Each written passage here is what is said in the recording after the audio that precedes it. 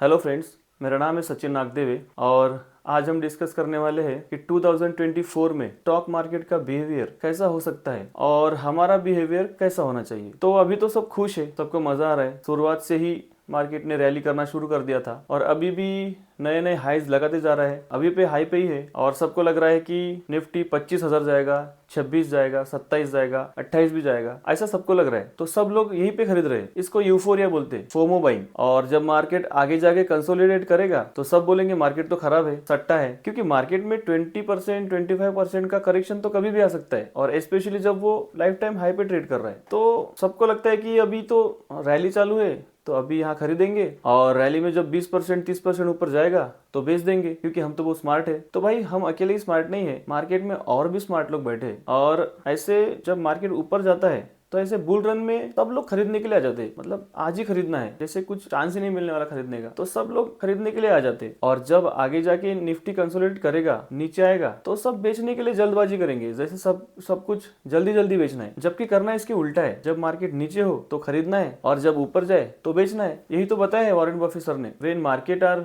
Greedy be fearful and when market are fearful be greedy. ये तो सबको पता है, फिर भी फॉलो नहीं करते। तो नीचे खरीदो और ऊपर बेचो अगर आप स्विंग ट्रेड करते हो या पोजीशन करते हो तो। और अगर आप इन्वेस्टर हो तो बस जब करेक्शन आए तो खरीदते जाओ और जब ऊपर जाए तो बैठे रहो, आराम से रिलैक्स करो, अगले करेक्शन का वेट करो। 2023 हमारे लिए काफी इंपॉर्टेंट साल रहा है। मतलब सबने बहुत उतार चढ़ाव देखे हैं, स्टॉक्स में भी, सेक्टर में भी, लेकिन साल के अंत तक जो रिकवरी आई है वो काफी अच्छी आई है। इसलिए जब सब बोलते हैं कि मार्केट 26,000 जाएगा, कोई कोई तो बोलते हैं मार्केट 18,000 भी जाएगा, ऐसे में जो रिटेल इन्वेस्टर है वो कंफ्यूज होता है, न्यू इन्वेस्टर तो और भी कंफ्यूज होता है। तो सबसे पहले अगर अपन निफ्टी का ट्रेंड देखे तो 20% का रिटर्न दिया है निफ्टी ने एक साल में, 2023 में। मतलब करेक्शंस आए हैं, थोड़े बहुत डिप भी दिख रहे हैं, लेकिन ओवरऑल अप ट्रेंड में है। वैसे ही सेंसेक्स ने एक साल में 19-20% का रिटर्न दिया है, उसका भी ट्रेंड अप ट्रेंड में ही है। लेकिन स्मॉल कैप जो है, स्मॉल कैप ने 47-48% तक का रिटर्न दिया है एक साल में। जो लार्ज कैप्स है, इन्फोसिस या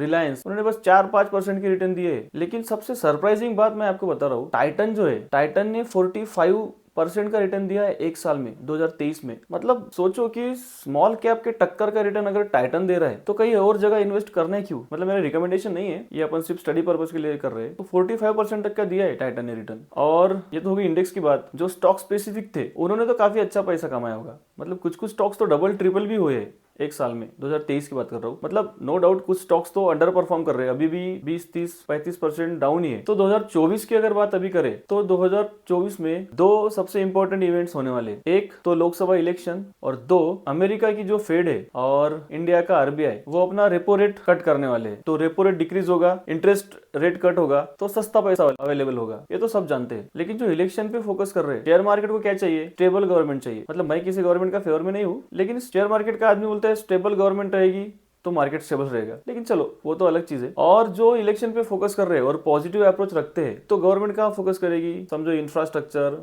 मैन्युफैक्चरिंग, रेलवे, बैंकिंग, डिफेंस। तो आप इंफ्रास्ट्रक्चर में एल&टी की स्टडी कर सकते हैं, सीमेंट में अंबुजा सीमेंट की स्टडी कर सकते हैं, अल्ट्राटेक की कर सकते हैं, डिफेंस में हिंदुस्तान एरोनॉटिक्स है, सोलार है, रेलवे में आईआरसीटीसी, आरवीएनएल, इरकॉन, और स्टील की भी कर सकते हैं। लेकिन जो स्टील के साइकिल को समझता है वही स्टील में कर सकता है, जिसको साइकिल समझती नहीं वो स्टील को कृपया स्टडी ना करे। और मैं जितने भी अभी ये शेयर्स की बात किया या कंपनी की बात किया, वो हम एक सिर्फ स्टडी के लिए कर रहे हैं। It is only for education purpose. मेरा किसी भी स्टॉक्स में कोई रिकमेंडेशन नहीं है। कृपया आप अपने फाइनेंशियल एडवाइजर से एक बार सलाह ले। It is only for education purpose. अभी और एक बात कि अगर सेम गवर्नमेंट नहीं आती तो क्या हो सकता है, मार्केट भारी मात्रा में करेक्ट कर सकता है, पैनिक सेलिंग आ सकती है, बहुत बड़ा करेक्शन भी हो सकता है। नो डाउट बाद में तो रिकवरी होती है। मतलब पास्ट में कितनी बार करेक्शन हुआ है, नीचे गया है और बाद में रिकवरी भी आई है। लेकिन ये रिटेल इन्वेस्टर को पता नहीं रहता। रिटेल इन्वेस्टर पैनिक सेलिंग करता है, न्यू इन्वेस्टर लॉस में बेच देता है, जो कि नहीं करना चाहिए। कृपया ऐसे ना करें, धैर्य रखें, मार्केट ऊपर आने वाला है, लॉस में ना बेचे। और एक चीज है, जो इलेक्शन पे फोकस कर रहे हैं वो अडानी के शेयर्स के बारे में भी अपनी स्टडी कर सकते हैं। लेकिन आपको एक बात समझनी पड़ेगी कि अगर सेम गवर्नमेंट पावर में नहीं आई तो अडानी के शेयर को सर्किट डाउन भी लग सकते हैं और लोअर सर्किट में निकलने का मौका भी नहीं मिलता, मतलब लॉस बुक करने का भी मौका नहीं मिलता। इसके पहले भी ऐसा हो चुका है जब हिंडनबर्ग की रिपोर्ट आई थी, और अगर पॉजिटिव अप्रोच आता है तो फिर तो आपकी संभावना है पॉजिटिव होने की। और दूसरी बात, अगर आप ये सोच रहे हैं कि इलेक्शन का रिजल्ट जब हाथ में आएगा तब मैं उस पर बेट लगाऊंगा, तो तब तक तो आधी रैली हो चुकी रहेगी। अगर आपको मेरे वीडियोस अच्छे लगते हैं तो लाइक जरूर कीजिए, दोस्तों को भी शेयर कीजिए, और अगर आप चैनल पे नए हैं तो सब्सक्राइब भी कीजिए, और मुझे कमेंट में जरूर बताइएगा कि आपको ये वीडियोस कैसे लग रहे हैं और आपको आने वाले टाइम में किस टॉपिक पे वीडियो चाहिए। तो चलते हैं अपने टॉपिक की तरफ कि जब लोग पूछते हैं कि मार्केट 28,000 रुपए जाएगा क्या, तो मेरा आंसर है हाँ, जरूर जाएगा, लेकिन कब जाएगा पता नहीं कब जाएगा, लेकिन जाएगा जरूर। अच्छी कंपनी लिए हो तो पकड़े रहिए, जाने वाला है। अच्छा, कोई कोई तो बोलते हैं कि मार्केट 18,000 भी जा सकता है, तो जी हाँ, बिल्कुल जा सकता है, क्यों नहीं, लेकिन उसके लिए कोई तो बड़ा ट्रिगर चाहिए, जैसे रशिया यूक्रेन हो गया लास्ट ईयर, इजराइल हमास हो गया, या कोविड जैसा कोई सिचुएशन हो गया। ऐसी कंडीशन में मार्केट नीचे जा सकता है, लेकिन उसके बाद भी फिर 28,000 रुपए जाएगा, मतलब इसका मेरे को फुल कन्विक्शन है। अच्छी कंपनी पकड़े हो तो पकड़े रहिए, लेकिन स्टॉक पिक करते वक्त 2-3 चीजें ध्यान में रखिए, जैसे कि P value, book value, debt ratio, ROC कितना है, आरओई कितना है, मतलब ये सारे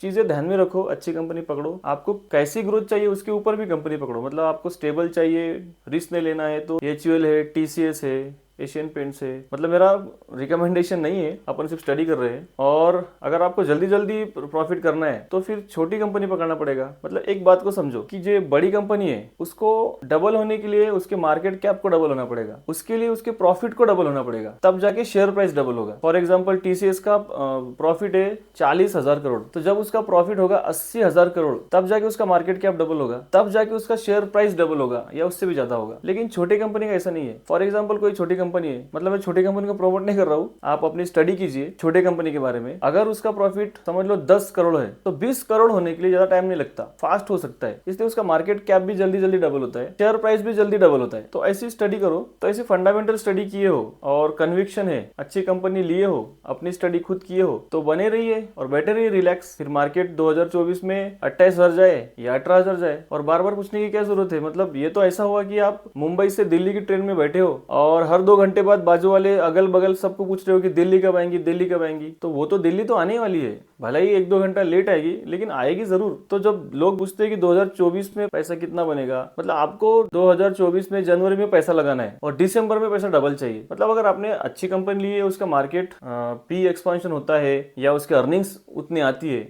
तो हो भी सकता है, लेकिन नहीं भी हुआ, 1-2 साल लेट भी हुआ तो क्या बिगड़ा। मतलब जब आप एफडी में पैसा लगाते हो तो 7% चुपचाप ले लेते हो, स्टॉक मार्केट में लगाना है तो 25 दिन में पैसा डबल चाहिए, ऐसा थोड़ी होता है। देखो, निफ्टी ऊपर जाए या नीचे जाए, अगर आपने स्पेसिफिक इंडिविजुअल स्टॉक पे फोकस किया और वो स्टॉक अच्छा है तो निफ्टी नीचे भी जाएगा तो भी आपका स्टॉक ऊपर जाएगा। लेकिन आपने स्टॉक अच्छा पिक नहीं किया है, उसकी ग्रोथ ही नहीं है, तो निफ्टी कितनी भी ऊपर जाए आपका स्टॉक नीचे आएगा, क्योंकि स्टॉक्स की प्राइस जो है वो उसके अर्निंग्स को फॉलो करती है। अर्निंग अच्छा आएगा तो निफ्टी कुछ भी करे, आपका स्टॉक ऊपर ही उड़ना है। उसका एक बेस्ट एग्जांपल आपको बताता हूं मैं। लास्ट ईयर जब वॉर था यूक्रेन रशिया का, तब सारे स्टॉक्स नीचे जा रहे थे, लेकिन वीबीएल को आप देखो, मतलब थोड़ा करेक्शंस तो है ही, लेकिन उसका ट्रेंड देखो पूरा अप ट्रेंड ही है। मतलब 1 साल में तो 100% से ज्यादा रिटर्न दिए, पैसा डबल से भी ज्यादा किया है, और 5 साल में तो 10 गुना किया है, क्योंकि उसकी अर्निंग्स उतनी आ रही है, एग्रेसिव अर्निंग्स आ रही है। उसके अलावा और एग्जाम्पल है पॉलीकैब है, केपीआईटी है, एंजल वन है, उसके अर्निंग्स आ रही है तो स्टॉक प्राइस उड़ रहा है। अभी देखो, मैं आपको निफ्टी और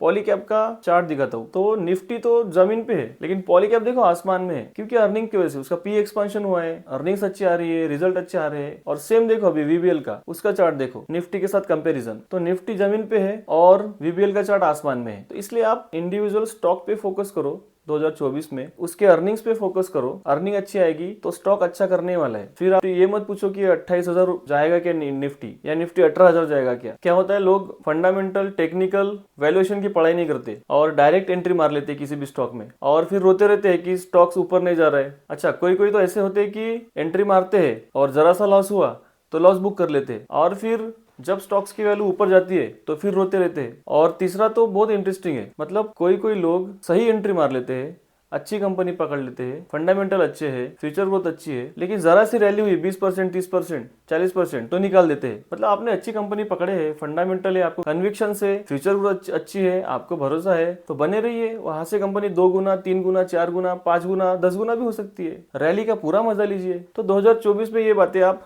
ध्यान में रखिए। दोस्तों, अगर आपको ये वीडियोस अच्छे लगते हैं तो लाइक कीजिए, शेयर कीजिए, सब्सक्राइब कीजिए और कमेंट्स भी कीजिए। और याद रखिए, ये सारे शेयर्स, सारे स्टॉक्स जो बताइए मैंने, वो सिर्फ एजुकेशन पर्पस के लिए अपन ने डिस्कस किए हैं। तो मिलते हैं किसी नए वीडियो में, तब तक के लिए बाय बाय दोस्तों।